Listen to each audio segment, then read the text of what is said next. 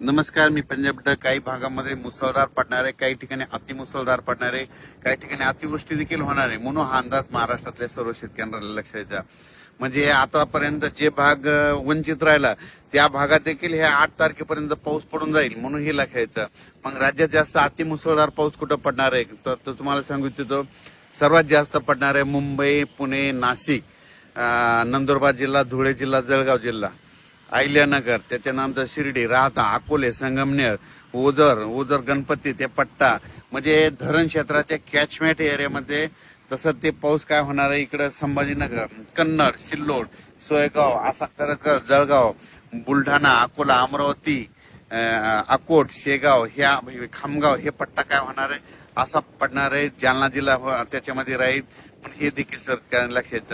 म्हणजे सांगायचं झालं तर या 8 दिवसामध्ये त्या भागामध्ये चांगला मुसळधार पडणार आहे. पण उर्वरित राज्यात देखील म्हणजे काही जिल्हे आहेत, म्हणजे सातारा जिल्हा, सांगली जिल्हा, सोलापूर जिल्हा, पुणे जिल्ह्याचा पश्चिम भाग, त्याच्यानंतर इकडं धाराशिव जिल्हा, लातूर जिल्हा, बीड जिल्हा, नांदेड जिल्हा, परभणी जिल्हा, हिंगोली जिल्हा, यवतमाळ जिल्हा, वाशिम, त्याच्यानंतर वर्धा, नागपूर, भंडारा, गोंदिया, चंद्रपूर, यवतमाळ, हे सगळीकडे मग काय होणार आहे, ह्या 8 दिवसामध्ये पाऊस पडणार. काही ठिकाणी जोराचा पडणार, ओढे नाले पडणार, कुठं रिमझिम पडणार, काही ठिकाणी सततधार राहणार म्हणून हे लक्षायचं. पण राज्यात मात्र तुम्हाला सांगू इच्छितो की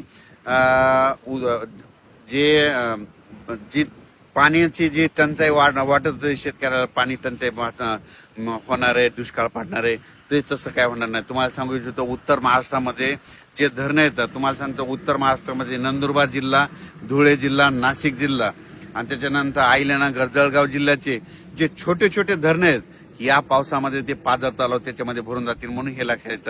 पुण्यात कोकणपट्टीचं एक सांगायचं झालं तर उजनी धरणाबाबत शेतकऱ्याचे फोन आले, कोयना धरणाबाबत आले, तर त्या भागात देखील काय होणार, कोकणपट्टी ह्या 8 दिवसामध्ये कोकणपट्टीकडे म्हणजे रत्नागिरीपासून ते इकडे मुंबईपर्यंत, पालघरपर्यंत मुसळधार, अतिमुसळधार पाऊस पडणार आहे. कोकणपट्टी, घाटमाता, महाबळेश्वर, त्या पुणे त्या परिसरामध्ये. मग त्याच्यामुळे काय होणार आहे, जे कोयना धरणाचा जे कॅचमेंट एरिया पाऊस पडण्याचा, त्या एरियात पाणी पडणार आहे आणि कोयना धरणाला लगेच पाणी येणार आहे. त्याच्यानंतर उजनी धरणात देखील काय होणार आहे, पुण्याकडे तिकडल्या पट्ट्यामध्ये पाऊस पडणार आहे. त्याच्यामुळे उजनी धरणात देखील या पावसामध्ये बऱ्याच भागामध्ये आवकमध्ये सुरुवात होणार आहे म्हणून हे लक्षात.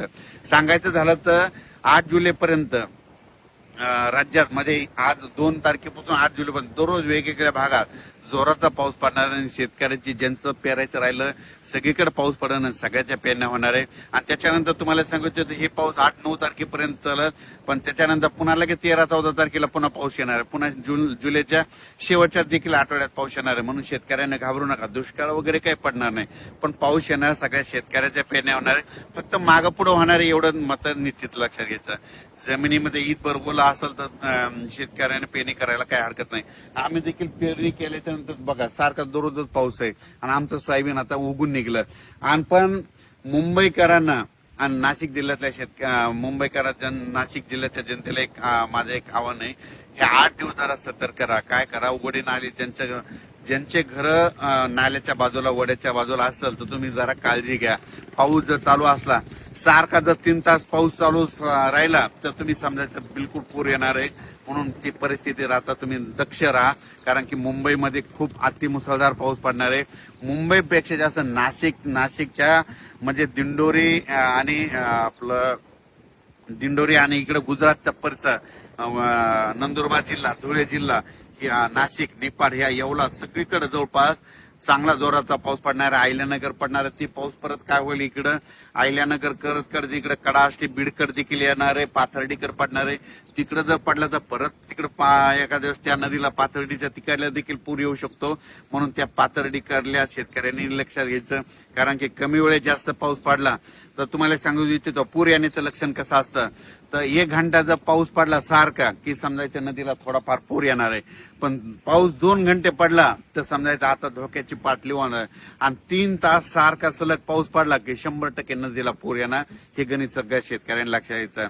म्हणजे 3 तास सारखा पडणं म्हणजे तुम्हाला सांगू इच्छितो 120 मिलीमीटर ते 140 मिलीमीटर पाऊस असतो म्हणून हे लक्षात यायचं. मुंबईकरांना एक सांगितलं होतं मागच्या अंदाजामध्ये 20 जूनलाच म्हणलं होतं की मुंबईला म्हणजे 1 जुलै ते 11 जुलैच्या दरम्यान जवळपास 1100 ते 1200 मिलीमीटर त्या 8 दिवसामध्ये पाऊस होईल म्हणून मागच्या अंदाजामध्ये सांगितलं होतं. आणि त्याच्यामध्ये ते मुंबईचं ते पाणी पिण्याचं ते धरण आहे ते देखील भरलं, म्हणून मुंबईकरांची ताण भागवणार ते धरण भरलं. पण त्याच्या व्यतिरिक्त आता इगतपुरी त्या उत्तर महाराष्ट्राकडे पाऊस पडणार आहे, त्याच्यामुळे बऱ्याच कॅचमेंट एरियात त्या धरणाला पाणी येणार आहे, म्हणून ही सर्वप्रथम आनंदाची बातमी.